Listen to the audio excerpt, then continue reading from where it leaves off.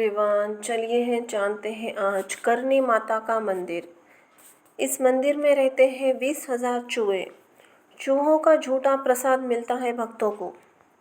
जय हो मां अम्बे की।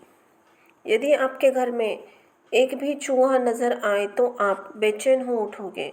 आप उसको अपने घर से भगाने की तमाम तरीके भी निकालेंगे, क्योंकि चूहों को प्लेग जैसी कई भयानक बीमारियों का कारण माना जाता है। लेकिन क्या आपको पता है, हमारे देश में माता का एक ऐसा मंदिर है जहाँ पर 20,000 चूहे रहते हैं और मंदिर में आने वाले भक्तों को चूहों का झूठा किया हुआ प्रसाद मिलता है।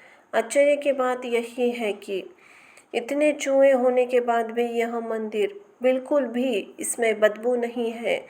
आज तक कोई भी बीमारी नहीं फैली है। यहाँ तक कि चूहों का झूठा प्रसाद खाने से कोई भी भक्त बीमार नहीं हुआ। इतना ही नहीं, जब आज से कुछ दशकों पूर्व पूरे भारत में प्लेग फैला था, तब भी इस मंदिर में भक्तों का मेला लगा रहता था और वो चूहों का झूठा किया हुआ प्रसाद खाते थे। यह है राजस्थान के ऐतिहासिक नगर बीकानेर से लगभग 30 किलोमीटर दूर में स्थित करनी माता का मंदिर, जिसे चूहों वाली माता, चूहों वाला मंदिर और मूषक मंदिर के नाम से भी जाना जाता है।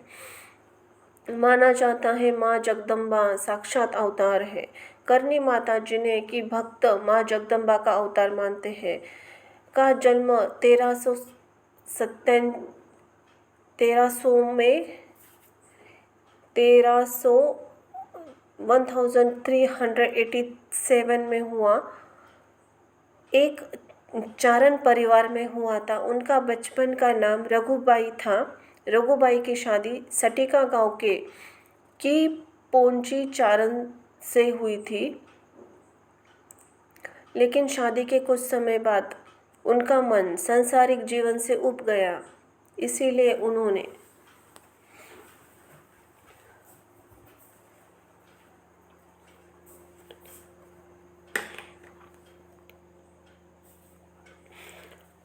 की पोजी चारण की शादी अपनी छोटी बहन गुलाब से करवाकर खुद को माता की भक्ति और लोगों की सेवा में लगा दिया। जन कल्याण, अलौकिक कार्य और चमत्कारिक शक्तियों के कारण लघुबाई को करनी माता के नाम से स्थानीय लोग पूछने लगे। वर्तमान में जहाँ यह मंदिर स्थित है, वहाँ पर एक गुफा में करनी माता अपनी इष्ट देवी की पूजा किया करती थी। यह गुफा आज भी मंदिर में परिसर में स्थित है। कहते हैं करनी माता 151 वर्ष जिंदा रहकर 23 मार्च 1538 को ज्योतिर्लीन हुई थी। उनके ज्योतिर्लिंग होने के पश्चात भक्तों ने उनकी मूर्ति स्थापना कर उनकी पूजा करना शुरू कर दी। तब से आज तक निरंतर जारी है। राजा गंगा सिंह ने किया था मंदिर का निर्माण। करनी माता बीकानेर की राजघराने की कुलदेवी है। कहते हैं उनके आशीर्वाद से ही बीकानेर और जोधपुर रियासत स्थापन हुई थी। करनी माता वर्तमान मंदिर का निर्माण बीकानेर रियासत के महाराजा गंगा सिंह ने 20वीं शताब्दी से शुरुआत किया था। इस मंदिर में चूहों के अलावा संगमरमर के मुख्य द्वार पर उत्कृष्ट कारीगरी, मुख्य द्वार पर लगे चांदी के बड़े बड़े किवाड़, माता के सोने के छत्र और चूहों के प्रसाद के लिए रखी चांदी की बहुत बड़ी बड़ी परात भी मुख्य आकर्षण है। यदि हम चूहों की बात करें तो मंदिर के अंदर चूहों का एक छत्र राज है। मंदिर में प्रवेश करते ही हर जगह चूहे ही चूहे नजर आते हैं। चूहे की अधिकता का अंदाज़ा इसी बात से लगाया जाता है कि मंदिर के मुख्य प्रतिमा तक पहुंचने के लिए आपको अपने पैर घसीटते हुए जाना पड़ता है, क्योंकि यदि आप पैर उठाकर रखते हैं तो उसके नीचे आकर चूहे घायल हो जाते हैं, और जो कि अशुभ माना जाता है। इस मंदिर में करीब 20,000 काले चूहे के साथ साथ कुछ सफ़ेद चूहे भी रहते हैं। इस चूहों को ज़्यादा पवित्र माना जाता है। मान्यता है कि यदि आपको सफ़ेद चूहा दिखाई दे तो आपकी मनोकामना अवश्य पूर्ण होंगी।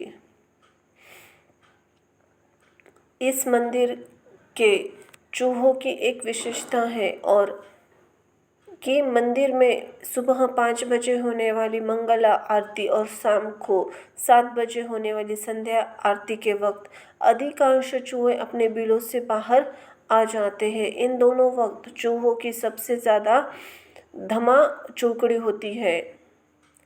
यहाँ पर रहने वालों चूहों को काबा कहा जाता है। माँ को चढ़ाए जाने वाले प्रसाद को पहले चूहे खाते हैं, फिर उसको बांटा जाता है। चील, गिद्ध और दूसरे अन्य जानवरों से इन चूहों की रक्षा के लिए मंदिर में खुले स्थानों पर बारीक जाली लगी हुई है। करनी माता के बेटे माने जाते हैं चूहे। करनी माता के मंदिर में रहने वाली चूहे माँ की संतान माने जाते हैं। करनी माता की कथा के अनुसार एक बार करनी माता का सौतेला पुत्र, उसकी बहन गुलाब और उसके पति का पुत्र लक्ष्मण कोयलात में स्थित कपिल सरोवर में पानी पीने की कोशिश से डूब कर मर गया।